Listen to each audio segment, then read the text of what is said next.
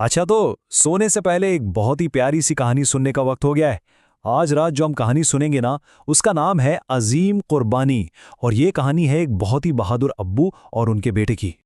चलें, जल्दी से अपने बिस्तर में आराम से लेट जाएं। हाँ, बिल्कुल ऐसे ही। और आंखें बंद कर लें। अब हम सुनेंगे एक खास कहानी जो हमें बताएगी भरोसे के बारे में, मोहब्बत के बारे में और एक बहुत बड़ी खुशी के बारे में। तो हमारी कहानी यहाँ से शुरू होती है। और पता है, ये कोई ऐसी वैसी कहानी नहीं है। ये एक बहुत ही खास कहानी है जो अल्लाह की किताब कुरान पाक में भी है। ये कहानी है हज़रत इब्राहीम अलैहिस्सलाम की। आए सबसे पहले मिलते हैं हमारे कहानी के हीरो से। ये हैं हज़रत इब्राहीम अलैहिस्सलाम। वो अल्लाह ताला से बहुत बहुत ज़्यादा मोहब्बत करते थे, जैसे हम सब अपने अम्मी अब्बू से करते हैं ना, इससे भी ज़्यादा। वो हमेशा सच बोलते थे और सबकी मदद भी करते थे। और ये हैं उनके प्यारे से बेटे हज़रत इस्माइल अलैहिस्सलाम। वो भी बिल्कुल अपने अब्बू की तरह बहुत बहादुर और बहुत अच्छे बच्चे थे। और हाँ, वो हमेशा अपने अब्बू की बात मानते थे। अब कहानी में आगे क्या होता है? एक रात जब हज़रत इब्राहीम अलैहिस्सलाम सो रहे थे तो अल्लाह ने उन्हें एक बहुत मुश्किल ख्वाब दिखाया। ये ना उनके लिए एक बहुत बड़ा इम्तिहान था। उस ख्वाब में अल्लाह ने उनसे कहा कि वो अपनी सबसे प्यारी चीज़ कुर्बान कर दें। और पता है उनकी सबसे प्यारी चीज़ क्या थी? वो थे उनके अपने बेटे हज़रत इस्माइल अलैहिस्सलाम। ज़रा सोचें तो, अगर हमसे कोई हमारी सबसे प्यारी चीज़ मांगे तो कैसा लगेगा? ये हज़रत इब्राहीम अलैहिस्सलाम के लिए वाकई एक बहुत बड़ा इम्तिहान था, है ना? तो फिर क्या हुआ? अब देखते हैं कि इस मुश्किल वक्त में उस बहादुर अब्बू और बेटे ने क्या किया और उनका अल्लाह पर यकीन कितना पक्का था। जब हज़रत इब्राहीम अलैहिस्सलाम ने अपने बेटे को उस ख्वाब के बारे में बताया तो पता है बहादुर हज़रत इस्माइल ने क्या कहा?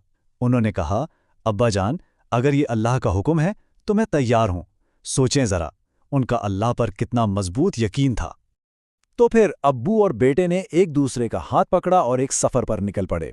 वो आपस में बातें करते गए, एक दूसरे को हिम्मत देते गए और दोनों मिलकर अल्लाह का हुक्म मानने के लिए एक पहाड़ की तरफ चल पड़े। और उनका हर कदम उनके ईमान को और भी मजबूत बना रहा था।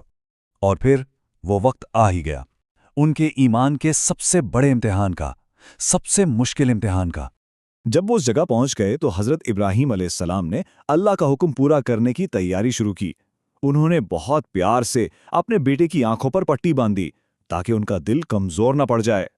लेकिन जैसे ही वो अल्लाह का हुक्म पूरा करने ही वाले थे कि कुछ होने वाला था, एक मौजिज़ा। अब हम देखेंगे अल्लाह की शानदार रहमत को। पता है फिर क्या हुआ? जैसे ही हज़रत इब्राहीम ने अल्लाह का हुक्म पूरा करना चाहा, अल्लाह ने जन्नत से एक फरिश्ता भेजा और उस फरिश्ते के साथ एक बहुत ही खूबसूरत सा मेंढा था।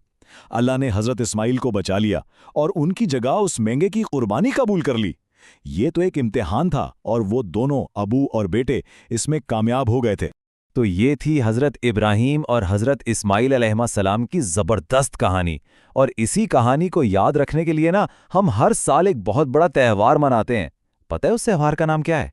चलें अब जानते हैं कि हम ईद उल अज़हा क्यों मनाते हैं।